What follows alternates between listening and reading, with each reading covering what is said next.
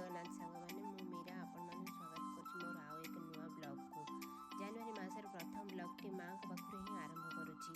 मुंबई माँ महालक्ष्मी दर्शन कर माँ कृपा नहीं वर्षटी भल भाव अतिबाहित करेंगे मन विश्वास। मंदिर पाखे पहुँची मैंने एमती लंबा लाइन रे आम जाइलु।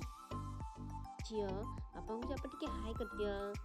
ये साइड सब फूल दुकान माँ श्रृंगार जिनस आउ शाढ़ी पद्म फूल कई फूल ये सब माँ पाखे सब लगा है चाहिए ये नहीं कि मंदिर भितर की एमती भी दुकान अच्छी।